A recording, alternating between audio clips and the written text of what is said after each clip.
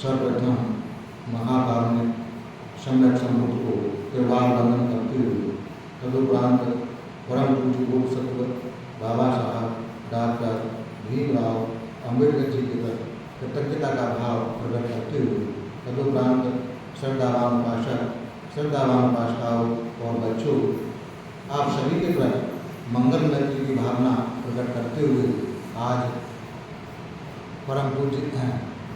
तो आज वर्षावास के पावन पुण्य अवसर पर परम पूज्य बाबा साहब द्वारा लिखित भगवान बुद्ध के और उनका उनके वाचन में 26वें दिन पंचम कांड का आज प्रारंभ होता है।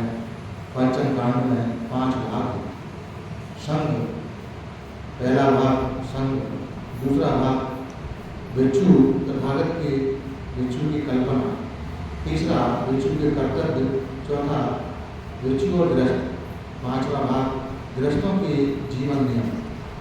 तो पहला भाग संघ का संगठन। वहाँ बाबा साहब लिखते हैं कि भगवान बुद्ध के सावक 2 हिस्सों में विभक्त थे, भिक्षु और गृहस्थ सावक, जो उपासक कहलाते थे। भिक्षुओं का एक संगठित संघ था, गृहस्थों का नहीं। बौद्ध भिक्षु प्रथमतः एक परिव्राजक है। यह परिव्राजक संस्था बौद्ध भिक्षुओं से भी प्राचीन है। पुराने परिव्राजक ऐसे लोग थे जिन्होंने पारिवारिक जीवन छोड़ दिया था और इधर से उधर घूमते रहते थे। उनके एक जगह से दूसरी जगह जाने का उद्देश्य था भिन्न भिन्न आचार्यों तथा दार्शनिकों से मिलकर सत्य का पता लगाने का प्रयास करना, उनके प्रवचन सुनना और नीति, दर्शन, प्रकृति तथा रहस्यवाद आदि विषयों पर उनसे चर्चा करना। कुछ पुराने डंके ऐसे भी परिव्राजक थे कि जब तक उन्हें कोई दूसरा गुरु न मिले तब तक किसी एक गुरु के अधीनता में रहते थे। कुछ दूसरे थे जो किसी को अपना गुरु नहीं मानते थे और अकेले ही रहते थे। इन पुराने ढंगे के परिव्राजकों में कुछ स्त्रियां परिव्राजकाएँ भी थीं। स्त्रियां परिव्राजकाएँ कभी कभी पुरुष परिव्राजकों के साथ रहती थी, कभी कभी अपने अकेले ही रहती थी। इन पुराने ढंग के परिव्राजकों का कोई संग न था। उनके कोई निश्चित नियम उपनियम न थे। उनके सामने कोई निश्चित आदर्श न थे। इतिहास में पहली बार तथागत ने अपने भिक्षुओं का एक संघ बनाया। उसकी व्यवस्था के लिए संघ के नियम बनाए और संघ के सदस्यों के सामने एक निश्चित आदर्श उपस्थित किया। संघ का प्रवेश सभी के लिए खुला था। जात पात की कोई बाधा न थी, स्त्री पुरुष की कोई भी बाधा नहीं थी, हैसियत की कोई भी बाधा नहीं थी। जात पात के लिए संघ में कोई स्थान न था। सामाजिक स्थिति का संघ में कोई स्थान न था। संघ के भीतर सभी सदस्य समान थे। संघ के अंदर छोटे बड़े का निर्णय सदस्य के गुणों से होता था, न कि उसके जन्म से। जैसा तथागत ने कहा था कि संघ एक समुद्र के समान है और भिक्षु उन नदियों के समान हैं जो समुद्र में विलीन हो जाती हैं। नदी का अपना नाम होता है, अपना पृथक अस्तित्व रहता है, लेकिन जैसे ही नदी समुद्र में प्रवेश करती है, न उसका कोई पृथक नाम रहता है, न पृथक कोई अस्तित्व रहता है। वह सबके साथ मिलकर एक हो जाती है। यही हाल संघ का है। जब तक ये भिक्षु संघ में प्रवेश करता है तो वह समुद्र के जल की तरह अन्य सबके साथ मिलकर एक हो जाता है। तथागत ने कहा है कि उसकी कोई पृथक जाति नहीं रही, उसकी कोई पृथक हैसियत नहीं रही। संघ के अंदर यदि कोई वर्गीकरण था तो वह स्त्री पुरुष की दृष्टि से था। भिक्षु संगठन पृथक था, भिक्षुणी संगठन पृथक था। संघ में प्रवेश पाने वालों के 2 वर्ग थे, सामने तथा भिक्षु। 20 वर्ष से कम आयु वाले रहने पर कोई भी सामने बन सकता था। इस रंग तथा 10 शीलों को ग्रहण करने से कोई भी बालक सामने बन सकता था। मैं बुद्ध की शरण ग्रहण करता हूँ, मैं धर्म की शरण ग्रहण करता हूँ, मैं संघ की शरण ग्रहण करता हूँ। ये 3 शरण है। मैं प्राणी हिंसा से व्रत रहूँगा, मैं चोरी नहीं करूँगा, मैं अब्रह्मचर्य से व्रत रहूँगा, मैं झूठ नहीं बोलूँगा तथा नशीले पदार्थों का सेवन नहीं करूँगा, बेकार भोजन नहीं करूँगा, मैं नाचने गाने बजाने आदि से व्रत रहूँगा, मैं अपने आप को सजाने तथा संवारने से रक्षित करने से व्रत रहूँगा, मैं ऊँची महान सैया का त्याग करूँगा, ऐशो आराम से व्रत रहूँगा तथा मैं सोने चांदी आग को ग्रहण करने से व्रत रहूँगा। यह 10 शील हैं। एक शामिल जब चाहे संग छोड़कर गृहस्थ वेश धारण कर सकता है। एक शामिल एक बिच्छू से बना रहता है और उसका अधिकांश समय उसी की सेवा में खर्च होता है। वह एक प्रकार से प्रवचित ही नहीं गिना जाता। 2 अवस्थाओं में से गुजरने से आदमी बिच्छू पद का अधिकारी बनता है। पहली अवस्था प्रवज्जा कहलाती है और दूसरी अवस्था उपसंपदा। उपसंपन्न होने पर ही कोई बिच्छू बनता है। जो प्रार्थी आगे चलकर बिच्छू बनने के उद्देश्य से प्रवज्जा ग्रहण करना चाहता है, उसे एक उपाध्याय की खोज करनी पड़ती है। कम से कम 10 वर्ष तक जो बिच्छू रहा है वही उपाध्याय हो सकता है। इस प्रकार का प्रार्थी एक उपाध्याय द्वारा स्वीकार कर लिया गया हो तो वह परिव्राजक कहलाता है और उसे उपाध्याय की सेवा करते हुए उसी के संरक्षण में रहना पड़ता है। शिक्षण काल समाप्त होने पर उपाध्याय को ही अपने परिव्राजक का नाम संघ के सामने प्रस्तावित करना पड़ता है। संघ की ही विशेष बैठक किसी को उपसंपन्न करने के लिए बुलाई जाती है। उपसंपदा के लिए उपसंपदापेक्षी को स्वयं संघ से प्रार्थना करनी पड़ती है। संघ पहले इस विषय में अपना संतोष कर लेता है, प्रार्थी योग्य व्यक्ति है अथवा नहीं और बिच्छू बनने का अधिकारी है या नहीं। इसके लिए कुछ निश्चित प्रश्न हैं जिनका प्रार्थी को उत्तर देना पड़ता है। संघ की अनुमति देने पर ही उसे उपसंपदा मिलती है, वह बिच्छू बनता है। बिच्छू संघ में प्रवेश पाने के लिए नियम भी बहुत कुछ वैसे ही हैं जैसे बिच्छू संघ में प्रवेश पाने के नियम हैं। यह सब भगवान बुद्ध का जो विनय प्रतीक है उसका आधार लेके बाबा साहब लिखते हैं। बिच्छू के व्रत सारा उसी का आधार लिया है। एक उपासक और एक सामने भी शील ग्रहण करता है, उसमें उसे वो पालन करने होते हैं।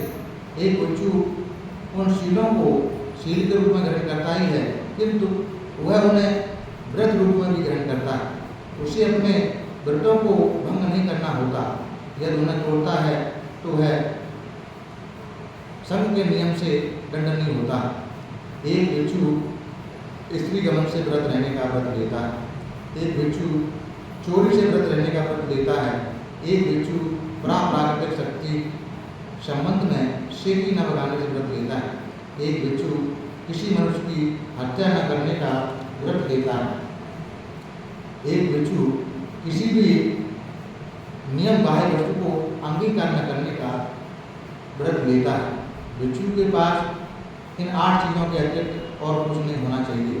3 चीवर, अंतर्वासक, उत्तरासंग, संघाटी, ठंडी से बचने की दोहरी चादर, कमर पर लपेटने का एक पेटी, बेचापात, उस्तरा, सुराख गाड़ी, सुई धागा, पानी छानने का कपड़ा। एक बिच्छू अहिंसा का व्रत लेता है। उसे मुख्य रूप से अपनी भिक्षा मांग कर खानी होती है। उसे भिक्षा ही नहीं होना चाहिए। उसे एकाहारी या बेकार भोजन से व्रत होना चाहिए। जहाँ संघ के लिए विहार न हो वहाँ एक वृक्ष के तले भी रहना चाहिए। एक बिच्छू भी किसी व्यक्ति की हर आज्ञा मानने का व्रत नहीं लेता। वह अपने बड़ों के प्रति बाहरी सम्मान प्रदर्शन आदि की अपेक्षा एक सामने से अवश्य रखी जाती है। उसकी अपनी मुक्ति और एक धर्म उपदेशक के रूप में उसकी उपयोगिता उसकी अपनी साधना पर निर्भर रहती है। उसे अपने से बड़े किसी एक व्यक्ति की आज्ञा में नहीं रहना होता, बल्कि धर्म की आज्ञा में रहना होता है। उसका बड़ा न किसी प्राकृतिक प्रज्ञा का मालिक माना जाता है, न उसके पास कोई ऐसी शक्ति होती है जो उसे पाप मुक्त कर सके। यदि वह खड़ा रहता है तो अपने बल पर खड़ा रहता है, यदि गिरता है तो अपने से गिरता है। इसके लिए उसे सोचने की स्वतंत्रता रहनी चाहिए। 4 विशेष व्रत ऐसे हैं जिनका भंग होने से भिक्षु पराजिका का दोषी अपराधी बन जाता है। पराजिका का दोषी होने पर संग त्याग ही एकमात्र उसका दंड होता है।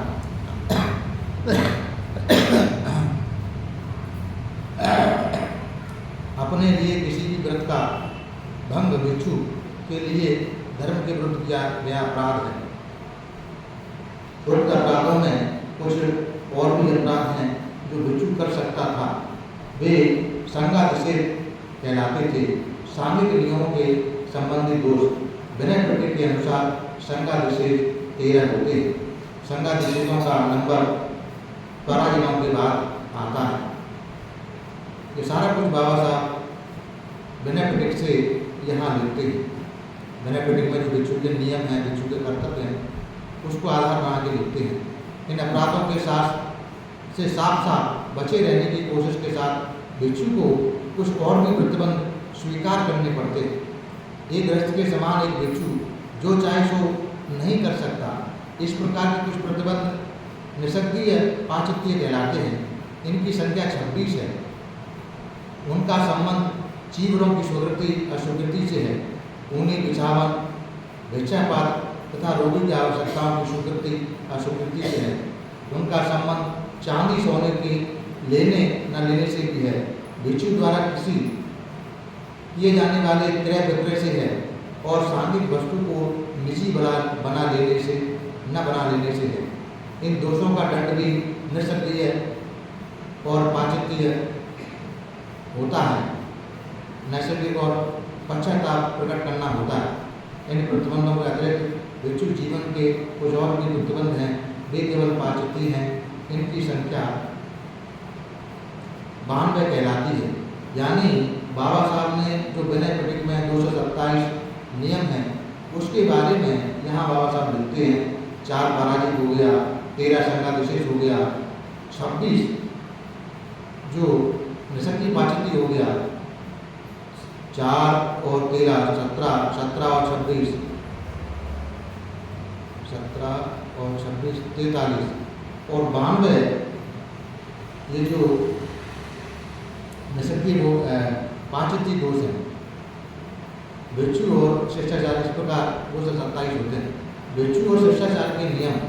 एक भिक्षु का व्यवहार बहुत अच्छा होना चाहिए। शिष्टाचार के नियम पालन करने में उसे आदर्श होना चाहिए। इस उद्देश्य की पूर्ति के लिए तथागत ने बहुत से शिष्टाचार संबंधी नियम बनाए हैं। ये शिष्टाचार के नियम क्षेत्रीय धर्म कहलाते हैं। इनकी संख्या 75 है। ये विनय पिटक में जो रामलीला के विनय के नियम हैं वो 75 संख्या उन्होंने बाबा साहब ने लिखी। भिक्षु और अपराधों के विचार। ये नियम के विधान केवल विधान बनाने के लिए न थे।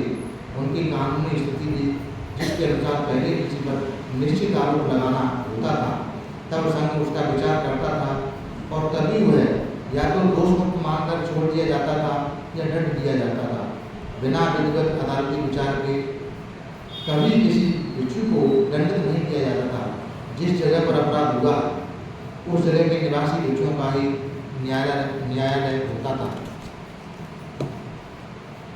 न्यायालय के लिए आवश्यक भिक्षु संख्या में भिक्षु उपस्थित न हो तो कोई मुकदमा नहीं चल सकता था। जब तक किसी पर कोई निश्चित आरोप न लगाया जाए तब तक कोई मुकदमा कानूनी नहीं माना जाता था। कोई मुकदमा कानूनी नहीं माना जाता था जब तक सारी कार्रवाई उस व्यक्ति की उपस्थिति में न हो जिस पर आरोप लगाया गया है। कोई मुकदमा कानूनी नहीं माना जाता था जब तक उस भिक्षु को उस पर कोई आरोप लगाया गया हो उसकी सफाई देने का पूरा अवसर न मिला हो। एक अपराधी भिक्षु को निम्नलिखित दंड दिए जा सकते थे: तर्जनीय कर्म, निषेधीय कर्म, प्रवाचनीय कर्म, उत्पक्षणीय कर्म, प्रत्यासारणीय कर्म, बिहार से बाहर कर देने के कर्म, परिवास कर्म के बाद आवाहन कर्म हो सकता था। एक परिवास कर्म के बाद भिक्षु संघ द्वारा क्षमादान किए जाने पर वह भिक्षु जीवन में आ सकता था। भिक्षु और अपराध स्वीकृति, इस प्रकार पूरा विनय पिटक जो भिक्षु के लिए बनाया उसको यहाँ आधार बनाया है। भिक्षुओं के संगठन को लेकर जो सर्वाधिक मौलिक और अनुपम संस्था या प्रथा भगवान बुद्ध ने आरंभ की थी वह अपराध स्वीकृति की संस्था थी। यह उपोषद कहलाती थी। तथागत ने इस बात को समझ लिया था कि जिन बातों को उन्होंने अपराध कोटि में रखा है उनका पालन कराया जा सकता है, लेकिन कुछ दूसरे प्रतिनिधि थे जो अपराध नहीं थे। उनका कहना था कि चरित्र निर्माण के लिए और चरित्र को सुदृढ़ बनाने रखने के लिए ऐसे प्रतिबंधों का होना आवश्यक है और ये भी देखना हो आवश्यक है उनका पालन होता है या नहीं। लेकिन इन प्रतिबंधों का पालन कराने का कोई प्रभावशाली ढंग खोज निकालना आसान न था। इसलिए उन्होंने खुली अपराध स्वीकृति को भिक्षु के लिए अंतर्मन के संगठन और गलत कदम उठाने से बचाए रखने का एक साधन बनाया। अपराध स्वीकृति प्रतिबंधों के न पालन करने को लेकर थी। भिक्षु नियमों का संग्रह प्राथमिक कहलाता था। उपोषद अपराध स्वीकृति के लिए एक सीमा के भिक्षुओं का एक जगह इकट्ठा होना आवश्यक था। दोनों पक्षों की 2 अष्टमियाँ, कृष्ण पक्ष की चतुर्दशी और शुक्ल पक्ष की पंचदशी, ये 4 दिन उपोषद माने जाते थे। इनमें से चतुर्दशी और पंचदशी को पाठ का पाठ उसके हिसाब से उपोषद कर्म हो सकता था। उपोषद होने पर भिक्षु एक करके प्राथमोक्ष के नियमों का पाठ करता था और प्रत्येक नियम का पारायण कर चुकने पर कहता था, क्योंकि आप सब लोग चुप हैं इसलिए मैं समझता हूँ कि आप में से किसी ने इसमें किसी नियम का उल्लंघन नहीं किया है। यह 3 बार कहता था। उसके बाद अगले प्रतिबंधन नियम को बढ़ता था। भिक्षु संघ को भी ऐसे ही उपोषद ग्रहण करनी होती थी। अपराध स्वीकृति पर आरोप और मुकदमा चल सकता था। यदि कोई अपराध स्वीकार न करे तो कोई भी भिक्षु किसी के अपराध की रिपोर्ट कर सकता था। यदि उसने उसे नियम का उल्लंघन करते देखा है तो वह आरोप उसके बाद मुकदमा आरोप हो सकता था। यह पहला भाग भिक्षु के नियम का था जो बाबा साहब ने लिखा। अब दूसरा भाग है भिक्षु। भगवान बुद्ध की कल्पना किस प्रकार की भिक्षु की थी। भगवान बुद्ध की आदर्श भिक्षु की कल्पना। भगवान बुद्ध ने स्वयं ही भिक्षुओं को कह दिया था कि वे भिक्षुओं को किस रूप में देखना चाहते हैं। उन्होंने कहा था कि बिना संयम और सत्य के अपने आप को चित्त मनों से परिशुद्ध किए बिना कोई काषाय वस्त्र को धारण करता है तो वह काषाय वस्त्र धारण करने के योग्य नहीं है, किंतु जो संयम और सत्य से युक्त होकर अपने आप को चित्त मनों से परिशुद्ध करके काषाय वस्त्र को धारण करता है तो वह काषाय वस्त्र धारण करने के योग्य है। एक आदमी केवल इसलिए भिक्षु नहीं कहलाया जा सकता क्योंकि वह दूसरों से भिक्षा मांगकर खाता है। वह धर्म को सम्यक प्रकार से ग्रहण करता है तभी भिक्षु कहलाता है। जो शीलवान है, जो ब्रह्मचारी है, जो सावधानी पूर्वक संसार में विचरता है वह निश्चय से भिक्षु कहलाता है। ये भिक्षु न नियमों के पालन मात्र से, न बहुत अध्ययन होने मात्र से, न ध्यान लाभ मात्र से, न एकांतवास मात्र से कोई उस विमुक्ति को प्राप्त कर सकता है जिसका आनंद पृथक जन कभी उठा नहीं सकते। ये भिक्षु जब तक आश्रमों का क्षय न कर ले तब तक तू विश्वस्त होकर निश्चित मत बैठ। जो भिक्षु वाणी को संयम रखता है, जो बुद्धिमानी पूर्वक और शांति पूर्वक बोलता है, जो धर्म का अर्थ समझता है, उसका बोलना मधुर होता है। जो धर्म में निवास करता है, जो धर्म में आनंद रहता है, जो धर्म का विचार करता है, जो धर्म का अनुस्मरण करता है, ऐसा भिक्षु कभी सब धर्म से पतित नहीं होता। जो कुछ भी भिक्षु को प्राप्त है उसे बहुत समझना चाहिए। किसी दूसरे को ईर्षा नहीं करनी चाहिए। एक भिक्षु को दूसरे की ईर्षा करता है उसे कभी चित्त की शांति प्राप्त नहीं होती। जो भिक्षु थोड़ा मिलने पर उसे बहुत समझता है और जिस भिक्षु का जीवन पवित्र तथा अप्रमाद रहित है देवता भी उसकी प्रशंसा करते हैं। जिसकी नाम रूप में तनिक आसक्ति नहीं है, जो किसी वस्तु या व्यक्ति के न रहने पर तनिक सोच नहीं करता है, यथार्थ में वही भिक्षु है। जिस भिक्षु के हृदय में करुणा है, मैत्री है, जो बुद्ध के शासन में प्रसन्न है, वह निर्वाण प्राप्त करेगा। आसव जैसे प्राप्त होने वाले सुख को वो प्राप्त करेगा। हे भिक्षु, इस जीवन रूपी नौका को हल्का कर डाल। हल्का कर देने से इसकी गति तेज हो जाएगी। राग और द्वेष के बंधन को काट देने से तू निर्वाण के मुक्ति के पास पहुंच जाएगा। 5 बंधनों को काट दे, 5 को छोड़ दे, 5 के ऊपर उठ जा। एक भिक्षु जिसने 5 बंधनों से मुक्ति प्राप्त कर ली, वो 3 कहलाता है, अर्थात बाढ़ से बचा हुआ। भिक्षु ध्यान लगा, प्रमाद मत कर, सावधान रहकर रहे, ताकि तेरा चित्त काम सुखों में न घूमता रहे। जो प्रज्ञावान नहीं है वह ध्यान नहीं लगा सकता। जो ध्यान नहीं लगा सकता वह प्रज्ञा प्राप्त नहीं कर सकता। जो प्रज्ञावान है वह ध्यानी है, वही निर्माण के समीप है।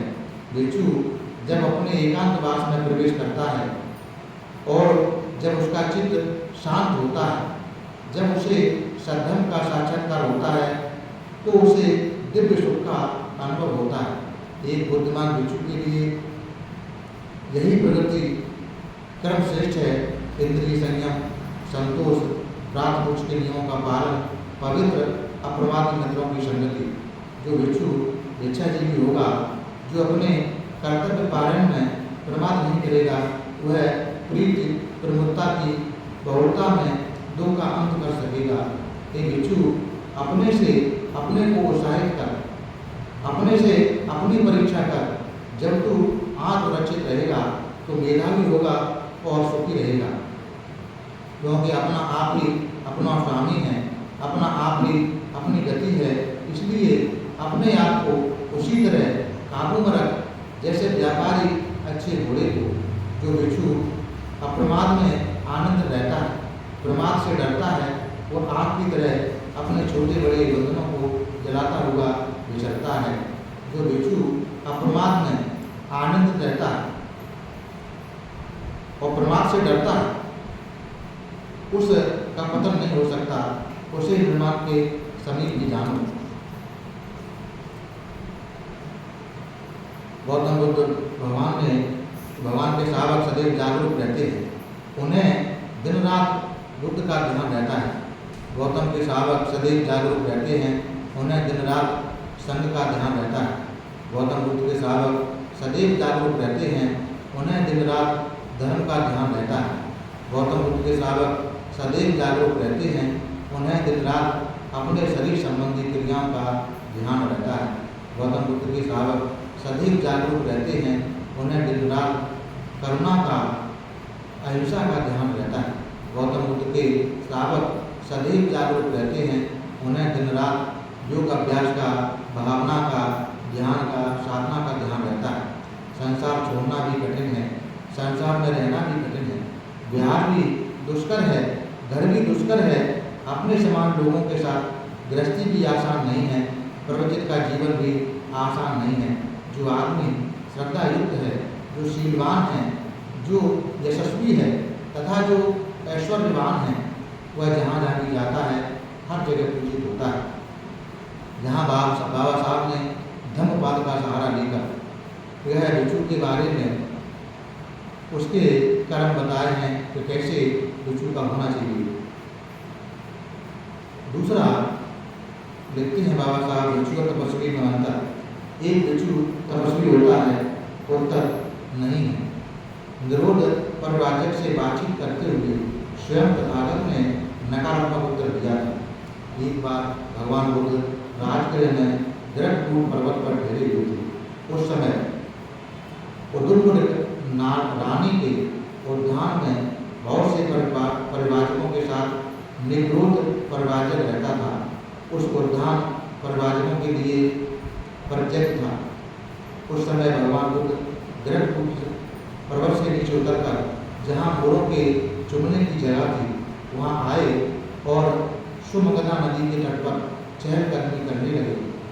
तब निग्रोध ने तथागत को इस प्रकार खुले में चहलकदमी करते देखा और उसने अपने अनुयायियों को सावधान किया, चुप करो, शांति रखो, श्रवण गौतम सुमगधा के तट पर चहलकदमी चक्रमण कर रहे हैं।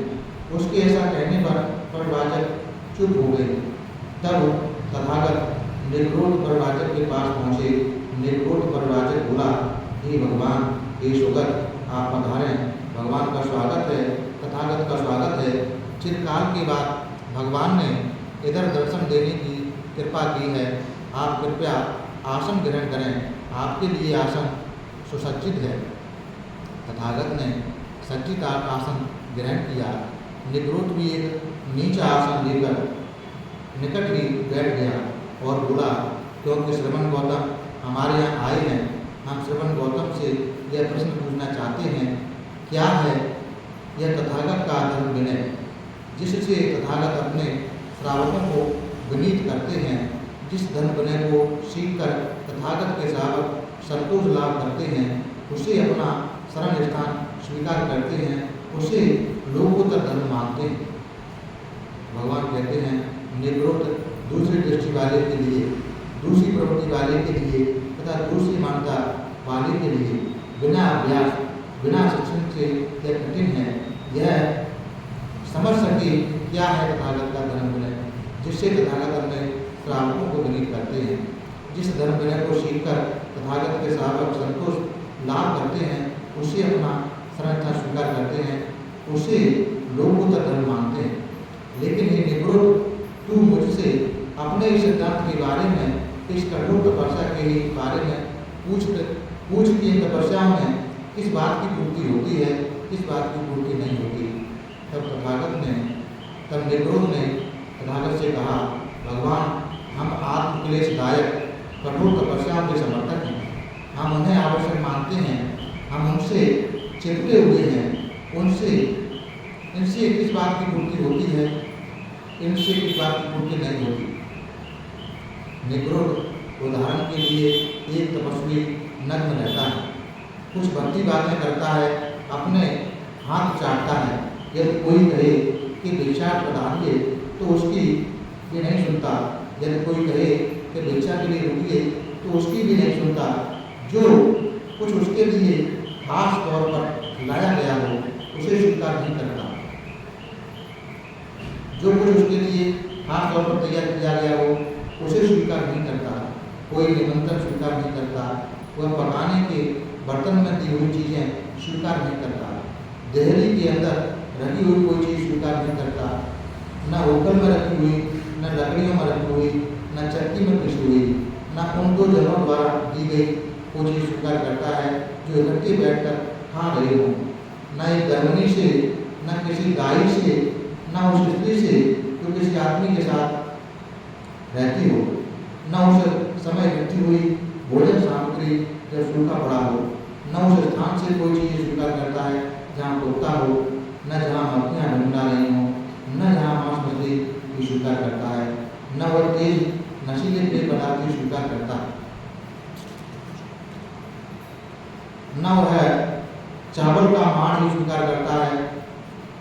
वह तो एक ही घर में भोजन ग्रहण करने वाला होता है, एक और खाने वाला, या दो घर में भोजन ग्रहण करने वाला, या दो और खाने वाला, या सात धर्म से भोजन ग्रहण करने वाला, या सात और खाने वाला। वह एक, दो या सात भिक्षाओं को गुजारा करता है। वह या तो दिन में एक बार भोजन ग्रहण करता है, या 2 दिन में एक बार, या 7 दिन में एक बार। इस प्रकार वह नियमानुसार भोजन ग्रहण करता है। 15 दिन में एक बार तक वह या तो गमलों में उगाए हुए पौधों पर गुजारा करता है, या जंगली चावलों पर, या निवार बीजों पर, या चमड़े पर, या शैवाल पर, या चावल की भूसी की आटे पर, या कांजी पर, या आटे पर, या खली पर, या घासों पर, या गोबर पर, या जंगल के फल फूल पर, या उन पर जो स्वयं पेड़ से गिरे हुए हों उन पर। वह मोटे सख्ते रंग का कपड़ा पहनता है, वह मोटा झोटा मिला हुआ जुला कपड़ा पहनता है, वह कफन का फेंका हुआ कपड़ा पहनता है, वह फेंके हुए चीथड़े पहनता है, वह बर्कल पहनता है, या मृग छाल धारण करता है, या मृग छाल की पट्टियों से बुनी हुई जाली धारण करता है, या कुशाकरण धारण करता है, या छाल वस्त्र धारण करता है, या मिट्टी धारण करता है, या आदमी के बालों का बुना हुआ कंबल धारण करता है, या घोड़े के बालों का बना हुआ कंबल धारण करता है, या उल्लू के परों का बना हुआ वस्त्र धारण करता है। वह अपनी दाढ़ी और बालों का लोचन करने वाला होता है, वह दोनों का लोचन करने वाला होता है। वह निरंतर खड़ा भी रहने वाला होता है, एड़ियों के बल चलने वाला होता है। वह बैठकर आगे आगे सरकने वाला होता है। वह कांटों की सैया पर सोने वाला होता है। वह अपने सैया पर कांटे या लोहे की मेखें गाड़ कर सोने वाला होता है। यह एक ही पास पर सोने वाला होता है। वह मिट्टी धूल रमाने वाला होता है। वह खुली हवा में रहने वाला होता है। वह कहीं भी बैठ जाने वाला होता है। वह गंदगी खाने का अभ्यासी होता है। वह पानी न पीने वाला होता है। वह गर्म पानी पीने वाला होता है, और वह होता है प्रातः, मध्याह्न और संध्या को स्नान करने वाला। इतना कर चुकने पर भगवान बुद्ध ने पूछा, हे निगृत, तुम क्या सोचते हो, क्या ये सब आत्मक्लेशकारक कठोर तपस्या की पूर्ति हुई है या नहीं? भगवान, सचमुच ऐसा हो तो आत्मक्लेशकारक कठोर तपस्या की पूर्ति हो गई। तो कहता है कि अगर ऐसा किया है तो ऐसा समझना चाहिए कि कठोर तपस्या की पूर्ति हो गई। तो भगवान कहते हैं, निगृत, अब मैं कहता हूँ इस प्रकार की आत्मक्लेश कठोर तपस्या में नाना दोष हैं। तो कहता है कि निगृत भगवान, आप उसमें क्या दोष देखते हैं? हे निगृत, जब एक तपस्वी तपस्या करता है तो उसे झूठा संतोष हो जाता है, उसका उद्देश्य पूरा हो गया, ये झूठा संतोष है। ये निगृत, वह उसका एक दोष हो जाता है। निगृत, जब तक तपस्वी तपस्या करता है तो उससे वह अपने ऊंचा और दूसरों को नीचा समझने लगता है। ये निगृत, यह उसका एक और दोष है। ये निगृत, जब एक तपस्वी तपस्या करता है तो उसे उसका नशा चढ़ जाता है और वह लापरवाह हो जाता है। ये निगृत, यह उसका तीसरा दोष है। ये निगृत, जब एक तपस्वी तपस्या करता है तो उससे लाभ और रिश्ते की प्राप्ति होती है, उससे उसे झूठा संतोष प्राप्त होता है। जब वह संतुष्ट रह जाता है, यह उसका चौथा दोष है।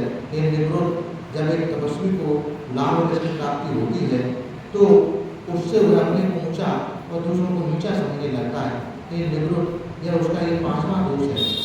ये निगृत, जब एक तपस्वी के लाभ और रिश्ते की प्राप्ति होती है तो उसे नशा चढ़ जाता है, लापरवाह हो जाता है, यह उसका छठवां दोष है।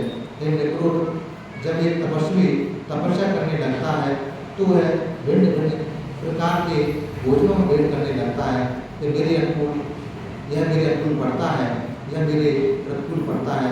जिन भोजनों को वह समझता है उसके प्रतिकूल पड़ते हैं, उन्हें वह जानबूझकर त्यागता है। जिन्हें वह समझता है उसके अनुकूल पड़ते हैं, उनके प्रति वह संतोषी लोभी होता है, संतोष नहीं होता, लोभी होता है और नष्ट हो जाता है। उनमें उसकी आसक्ति बढ़ जाती है, उनमें उसे कोई भय, कोई खतरा दिखाई नहीं देता, उन्हें वह रस ले लेकर आता है। ये निगृत, यह उसका आठवां दोष है। ये निगृत, एक तपस्वी अपने लाभ और यश की कामना के कारण वह सोचने लगता है कि मेरी ओर राजागण आकर्षित होंगे, उनके मंत्रीगण आकर्षित होंगे, क्षत्रियगण आकर्षित होंगे, ब्राह्मणगण आकर्षित होंगे, गृहपति आकर्षित होंगे तथा बड़े बड़े आचार्य आकर्षित होंगे। ये निगृत, ये उसका नौवां दोष है। एक ब्राह्मण को, एक निगृत, एक तपस्वी किसी दूसरे तपस्वी या ब्राह्मण को लेकर बल बढ़ाने लगता है। अनुपात में दुनिया भर की चीजें खाता है, आलू की तरह गंध, शाखाओं पर लगने वाले फल, झाड़ियों पर लगने वाले बेल, चीनी गंध और नाना तरह के कीट, उन सभी को जबड़ों से पीस डालता है और तब वो लोग उसे धर्मात्मा कहते हैं। तब भी लोग उसे धर्मात्मा कहते हैं। हे निगृत, यह तपस्वी का 10वां दोष है। हे निगृत, एक तपस्वी देखता है कि किसी किसी दूसरे श्रवण या ब्राह्मण को बहुत लाभ यश प्राप्त होता रहा है, बहुत सत्कार सम्मान मिल रहा है, उसे देखकर वह सोचता है कि नागरिक इस आदमी को इतने यशो आराम के साथ रहता है, इतना आदर सत्कार करते हैं, इसे नागरिकों से इतना लाभ यश प्राप्त है, लेकिन मैं जो तपस्वी हूँ, मैं जो इतनी कठोर तपस्या करता हूँ, मेरी ओर कोई ध्यान नहीं देता, मेरा कोई आदर सत्कार नहीं करता, मुझे लाभ यश की प्राप्ति नहीं होती, इसलिए उन नागरिकों से शिकायत हो जाती है। यह भी उसका 11वां दोष है। ये निगृहित एक तपस्वी रहस्य हो जाता है, उससे यदि पूछा जाए तो आप किस बात को स्वीकार करते हैं या नहीं, तो स्वीकार करते हुए वह कहेगा तो स्वीकार नहीं करता, अस्वीकार करते हुए कहेगा तो स्वीकार करता हूँ। इस प्रकार जानबूझकर झूठ बोलता है, यह उसकी एक और दोष है। एक निगृहित एक तपस्वी गुस्सा भी हो जाता है, हो सकता है उसके मन में द्वेष भी अपना घर बना सकता है, वह भी तपस्वी का एक दोष है। फिर निगृहित तपस्वी ढोंगी बन जा सकता है, वंचक बन जा सकता है, ईर्ष्यालु बन जा सकता है, बड़बड़ाने वाला बन जा सकता है, वह बड़ा चालाक बन जा सकता है, वह बड़ा कठोर हृदय और अभिमानी बन जा सकता है, वह मन में बुरी बुरी इच्छाएं रखता है, उनका गुलाम बन जा सकता है, वह मिथ्याएं धारणाएं बना लेता है और प्राकृतिक बातें करने लगता है, वह अपने अनुभवों की गलत व्याख्या करता है, लोभी होता है, वैराग्य से परांगमुख हो जाता है, वह भी उसका एक दोष हो जाता है। हे निगृहित, तुम क्या सोचते हो आत्मक्लेश का तपस्या में ये सब दोष है या नहीं? तो वो बोलता है भगवान, आत्मक्लेश की तपस्या में ये सभी दोष निश्चित रूप से हैं। भगवान, यह संभव नहीं कि कोई तपस्वी दोषों में से किसी में दोषी ना हो, इन सभी दोषों में वह युक्त हो सकता है। तो वो कहते हैं भगवान, भिक्षुओं को इन दोषों से मुक्त रहना चाहिए। भिक्षु तथा ब्राह्मण, इनके भेद बाबा साहब लिखते हैं भगवान की शिक्षा के आधार पर कि क्या भिक्षु और ब्राह्मण कोई अंतर है, इनके दोनों एक ही हैं। इस प्रश्न का उत्तर नकारात्मक है, इन दोनों में अंतर है, निश्चित रूप से अंतर है। इस विषय की चर्चा किसी भी एक स्थल पर नहीं मिलेगी। बुद्ध वचनों में जगह जगह पर बिखरी पड़ी है, लेकिन दोनों में जो अंतर है उसे आसानी से एक जगह किया जा सकता है। एक ब्राह्मण पुरोहित होता है, उसका मुख्य कार्य किसी के जन्म, विवाह, मरण आदि के अवसर पर संस्कार कराना है। यह संस्कार आवश्यक हो जाते हैं क्योंकि कहीं कहीं माना जाता है कि आत्मा मूलतः पाप में लिप्त है, उसे निर्मल और निष्पाप बनाना है, क्योंकि आत्मा तथा परमात्मा का अस्तित्व स्वीकार किया जाता है। इन संस्कारों के कराने के लिए पुरोहित होना ही चाहिए।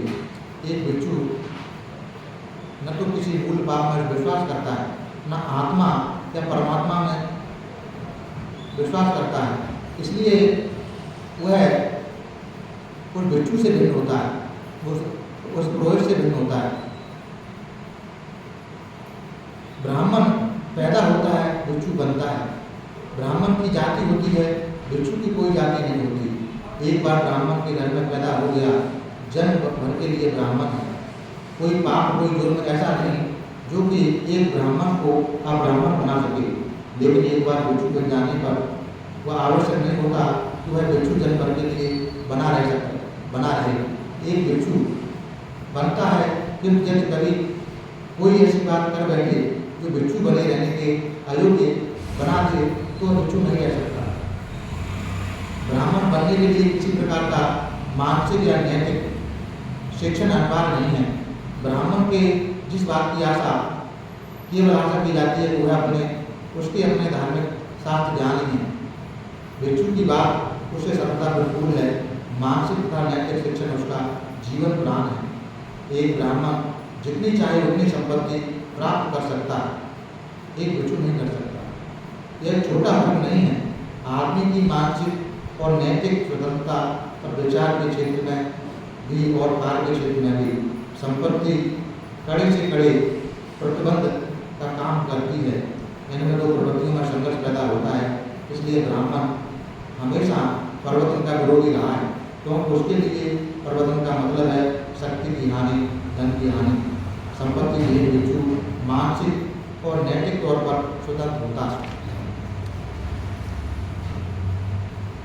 कोई ऐसा व्यक्तिगत स्वार्थ नहीं होता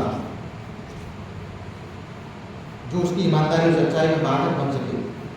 ब्राह्मण होते हैं, लेकिन ब्राह्मण अपने में एक अकेला व्यक्ति होता है। कोई ऐसा धार्मिक संगठन नहीं जिसके अधीन वह हो। हर ब्राह्मण अपना कानून अपने आप में है। हाँ, ब्राह्मण आपस में भौतिक स्वार्थों से अवश्य बंधे हुए होते हैं। दूसरी ओर एक भिक्षु हमेशा संघ का सदस्य होता है। वह कल्पना के परे की बात है कि कोई भिक्षु हो और संघ का सदस्य न हो। भिक्षु आप अपना कानून नहीं होता, वह संघ के अधीन होता है। संघ एक आध्यात्मिक संगठन है। चौथा है भिक्षु और उपासक के अंतर। सद्धर्म ने भिक्षु के धर्म और उपासक के धर्म में स्पष्ट रूप से विभाजक रेखा खींची है। भिक्षु को पत्नी विहीन रहना होता है, उपासक को नहीं। उपासक शादी कर सकता है। भिक्षु का कोई घर नहीं होता, भिक्षु का कोई परिवार नहीं हो सकता। उपासक के लिए यह आवश्यक नहीं है।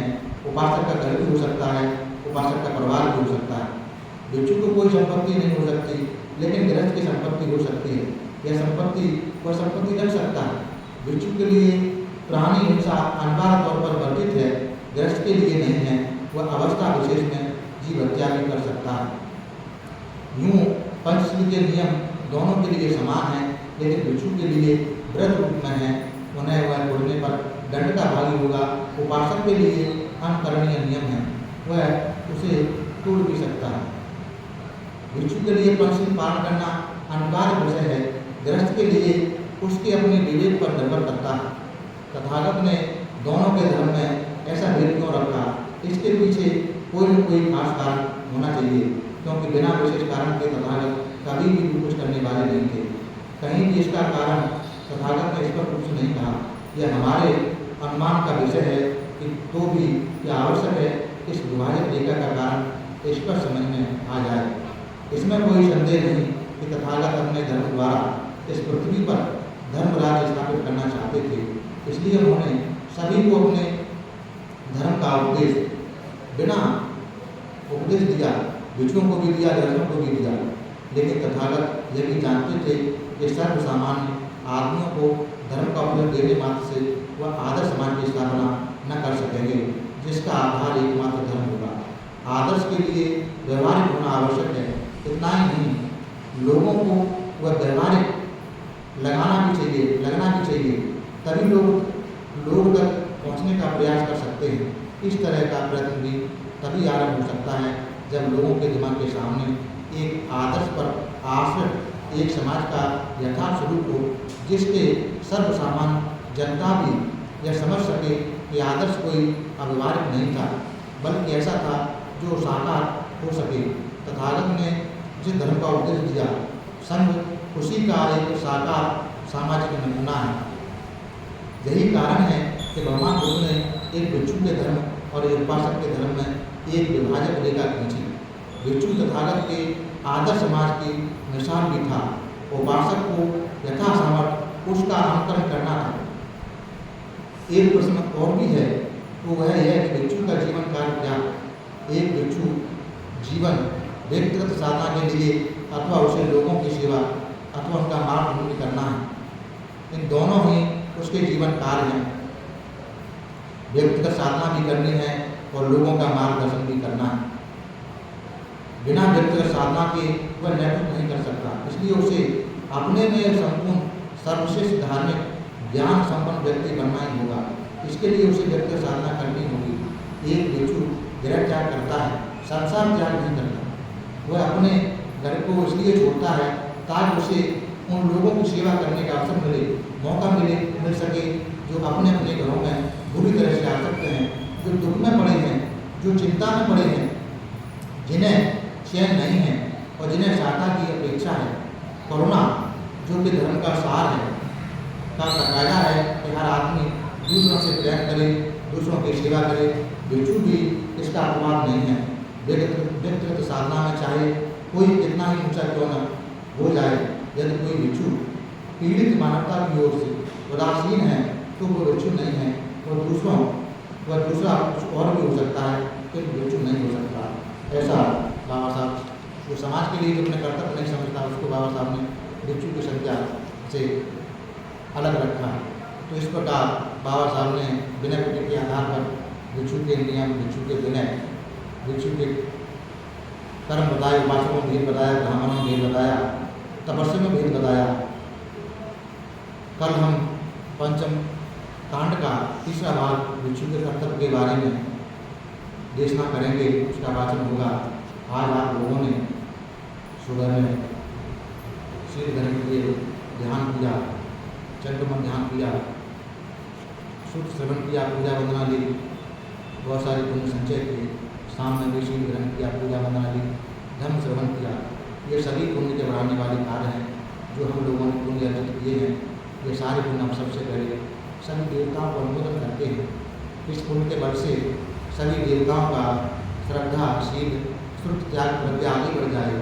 सभी देवता हम सबको धार्मिक सुरक्षा प्रदान करें। सभी देवताओं को उत्तम चार्य साक्षात्कार करने का पुण्य मिल जाए। उसके बाद ये सारे पुण्य हम लोग अपने आचार उपाध्याय, वरिष्ठ बंदेगणों और सभी बंदेगणों को अनुमोदन करते हैं। इस पुण्य के बल से वो सभी लोग सुखी हों, सभी का कल्याण से दे, उन सभी लोगों को उत्तम चार्य साक्षात्कार करने का पुण्य मिल जाए। उसके बाद ये सारे पुण्य हम लोग संसार के सारे प्राणियों को अनुमोदन करते हैं। इस पुण्य के बल से संसार के सारे प्राणी सुखी हैं, संसार के सारे प्राणियों को सत्य धर्म का मार्ग मिले, सत्य धर्म के मार्ग को चलकर अपने कर्मफलों से मुक्त होकर निर्वाण गति को प्राप्त हों, ऐसी कामना करते हैं। उसके बाद ये सारे पुण्य हम लोग यहाँ आए हुए सभी लोगों को अनुमोदन करते हैं। इस पुण्य के बल से इन सभी लोगों की सारे प्रकार की आपत्ति विपत्ति, सारे प्रकार की विघ्न बाधा दूर हो, इन सभी लोगों को उत्तम चार्य साक्षात्कार करने का पुण्य मिल जाए। उसके बाद ये सारे पुण्य हम लोग सभी श्रद्धावान उपासक उपासिकाओं को अनुमोदन करते हैं जो हम लोगों को भोजन, चीवर, कुटिया, दवा तथा परिष्कार आदि से सेवा करते हैं। इस पुण्य के अनुभव से उनके सारे प्रकार की आपत्ति विपत्ति, सारे प्रकार की विघ्न बाधा दूर हो, धन संपत्ति की वृद्धि हो। तिरत्न के अनुभव से और किए हुए पुण्य के बल से उन सभी लोगों को उत्तम चार्य साक्षात्कार करने का पुण्य मिल जाए। सबका भला हो, सबका मंगल हो, सबका कल्याण हो। भवतु सब मंगलम, भवतु सब मंगलम, भवतु सब मंगलम।